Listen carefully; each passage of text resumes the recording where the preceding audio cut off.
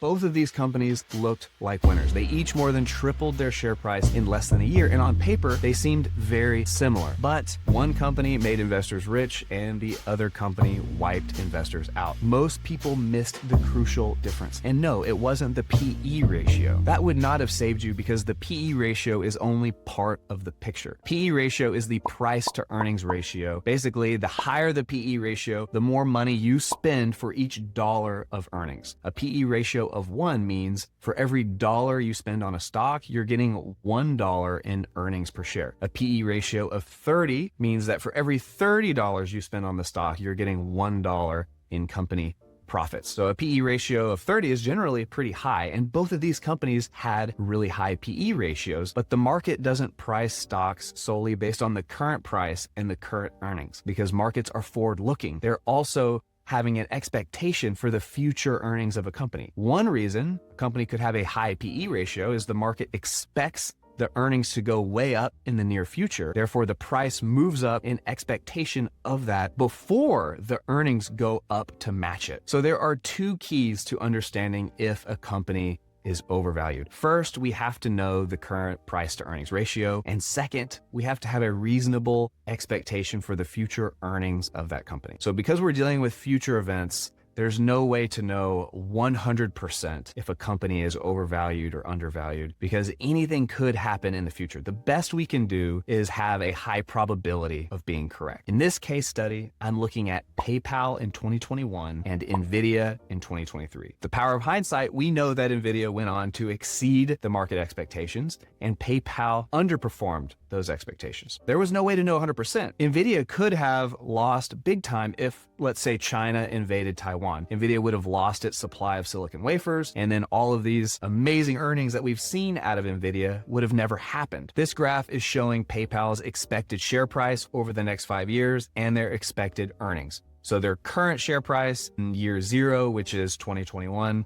current share price is 267, and their current earnings over the trailing 12 months is 4.16 billion. So red is income, blue is share price. First, let's look at PayPal. And the way I am seeing PayPal as it was in 2021 is I'm using the Internet Archive, the Wayback Machine. I type in the URL that I want to evaluate at a certain date. And so I'm using Yahoo Finance, PayPal, as it was on April 29th, 2021. So I can see that PayPal had a share price of $267 and it had a PE ratio of about 76. So if I were to invest in PayPal at this time, I would want to evaluate what the current PE ratio is today and what my expectation is for the future earnings of PayPal. And I'm showing that in this graph right here. So here is year 0. I'm looking at a 5-year time horizon. If PayPal's share price is $267 today, and I have a desired return of, let's say, 15% every year for the next 5 years, the average stock market return for a well-diversified fund like the S&P 500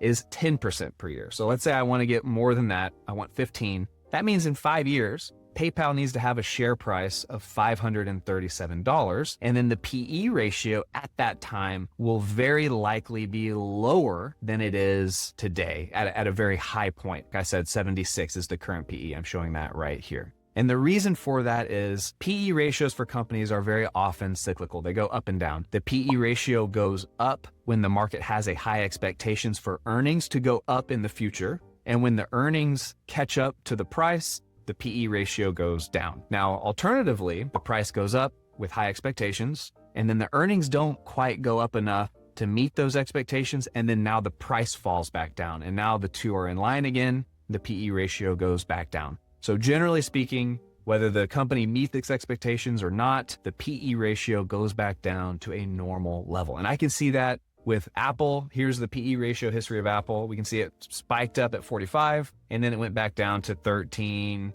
and it stayed there for about 10 years, and then it spiked again at 40, and then it very quickly came back down to 25. Spiked up again to 40, came back down to 30. The same is true with Google. We see a spike, and then it comes back down. The same is true with Nvidia, which is one of the companies we're looking at in this case study. Its highest peak was 227, but then it very quickly came back down in the 30s and 40s. And the same is true with PayPal. The highest peak here is over 100, and it quickly came back down to 30, spiked again up to 52, and then came back down into the teens. So for PayPal's, what is my expectation for its average PE ratio? The way I would evaluate that is I would look at the sector and then the industry that PayPal is in. If I go to stockanalysis.com and go to the company's profile, I can see that PayPal is in the financial sector, but more specifically, it's in the credit services industry. So the next step is to see what is the average PE ratio for companies in the credit services industry. I compiled that information right here. So I pulled the 2021 averages. I can see for financial services, the current PE and the trailing PE. But I'll go with the trailing PE because that is the most common PE ratio that's used. It takes the earnings from the trailing 12 months and compares that to the current price. So we're seeing a PE ratio of about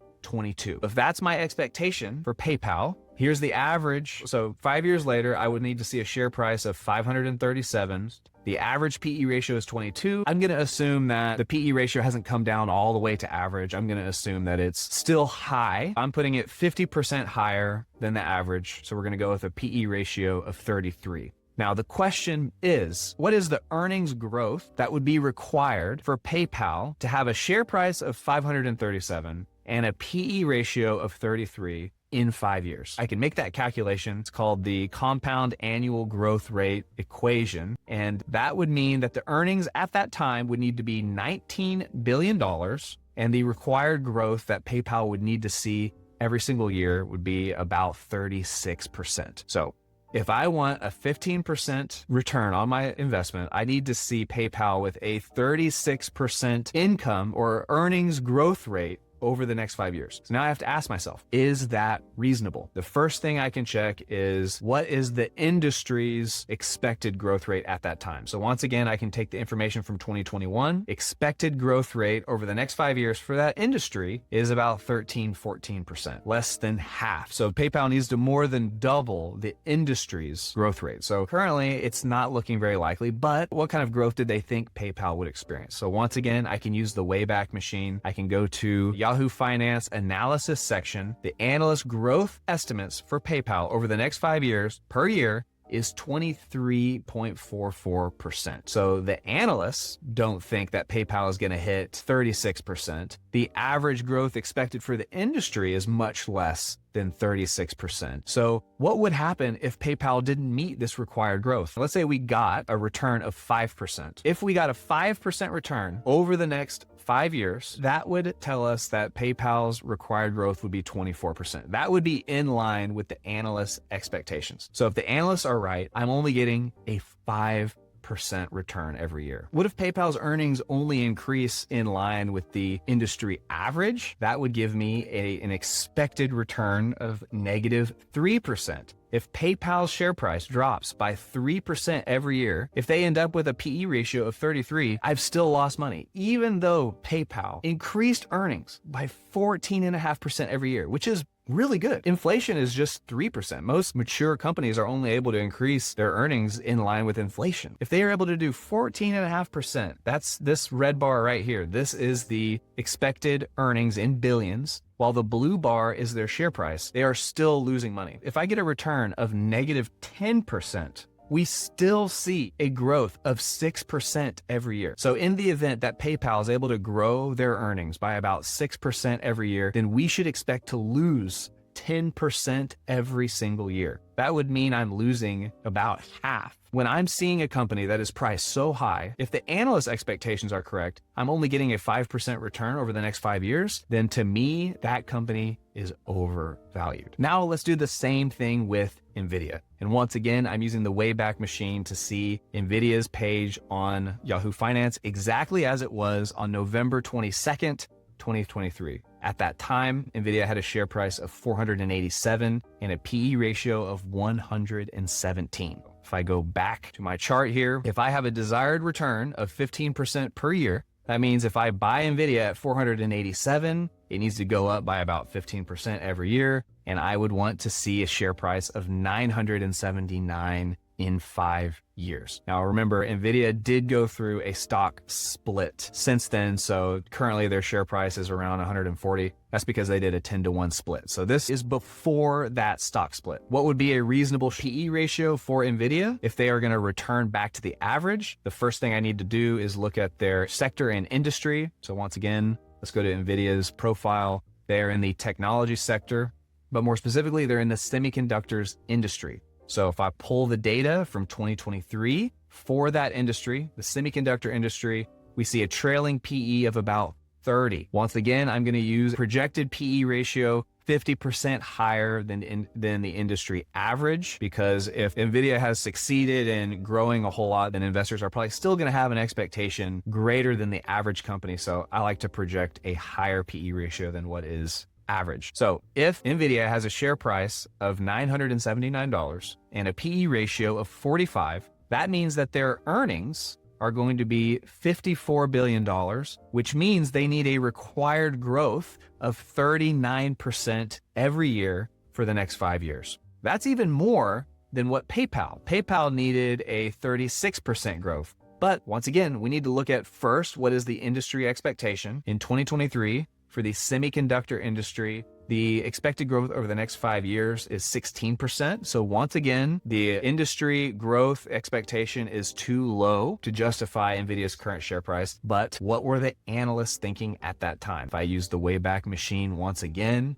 look at NVIDIA's analysis section on Yahoo Finance, I can see that the analyst consensus is a growth rate of 78.7% for the next 5 years. It was no secret. At this time, NVIDIA was starting to ramp up its data center segment of the business. And in hindsight, we can see the data center revenue absolutely popped off for NVIDIA. And it was expected. The analysts knew this would happen because NVIDIA is talking about the contracts that it's getting with companies like Google, Facebook, Microsoft. It's selling chips to these companies and it's engaging in contracts with these companies. So the analysts, that's their job, is to understand what is most likely going to happen with these companies. And they're expecting 78% earnings growth over the next 5 years. What did we say NVIDIA needed to justify its current share price? It needed about 40% earnings growth. So the analysts' expectations are way higher than what would be required for NVIDIA's current share price to make sense. What would my return be if NVIDIA was actually able to hit the analyst expectations for earnings growth? If I got a 45% return every year for the next 5 years, it's off the chart for my graph, then the required growth is about 75%. So this is the potential upside in NVIDIA's case, according to the professional analysts. If I'm going to be happy with a 15% return, suddenly this looks very reasonable for NVIDIA, and therefore I could conclude that NVIDIA is probably fairly priced. Yes, their PE ratio is very high, but the potential upside is extremely high for NVIDIA based on the analyst consensus. And just to show that a projected PE ratio of 45 and a projected PE ratio of 33 for PayPal is reasonable, let's look at what they ended up at. If I look at NVIDIA's current PE ratio, it is in fact 45. So that ended up being a reasonable guess. For PayPal, their current PE ratio is all the way down to 16. So they even have a below average PE ratio. If I were to change PayPal's projected PE ratio to 16, we can now see that they would have had to have a required growth of 57% to have a 15% return at a PE ratio of 16. As the PE ratio goes down, the expected earnings goes higher and higher. So enough of looking at the past. Now let's do a current example. A company that I believe to be overvalued today is Tesla. Let's look at the Tesla chart right here. First, I'll pull them up on stockanalysis.com. So right off the bat, it is a little bit difficult to evaluate Tesla because they're in the consumer discretionary sector. They're in the auto manufacturers industry. So if I look at the current data on auto and truck, the PE ratio, trailing PE ratio is 27. However, they're a weird company. They're kind of a tech company. They're kind of an AI company. They have their hands in a lot of buckets. They're kind of a robotics company. So I'm going to assume instead of using a PE ratio of 28, 27, I'm going to use NVIDIA's PE ratio. I'm going to evaluate them like NVIDIA. So I'm going to be a little bit nice here. I'm going to say a PE ratio of 45 is what I'm expecting in the future for Tesla. Tesla's current share price is $327 per share. Their current PE ratio is 186. That's quite high. But what is their future expected earnings growth? If I look at the current auto and truck industry, I'm seeing 10% growth over the next 5 years. However, if I look at the analyst projections for Tesla, I have to go to the statistics section here. If I scroll down to the earnings per share growth forecast over the next 5 years, the analyst consensus is 34%. That is quite high, but is it enough to justify their current share price and their current PE ratio? On the graph, if I am desiring a 15% return, their current share price is 327. That means in 5 years, they need to be trading at 657 for me to get that return. If they have a projected PE ratio at that time of 45, that means they are earning $47 billion and they would have a required growth rate of 53%, which is much higher than the analyst projections. It's not quite double, but it's getting close to twice as fast earnings growth. So let's do an experiment here. Let's see what kind of return would I get if the analysts are correct and Tesla has a 37% earnings growth. If I got a 5% return, that would mean a 39% earnings growth. If the analysts are correct, that means I'm getting less than a 5% return every year for the next 5 years investing in Tesla. And I should also point out that there is no consensus here with the analysts. I know it says it's the analyst consensus, but they are truly all over the place. If I go to the forecast tab and see the range of projections, the share price range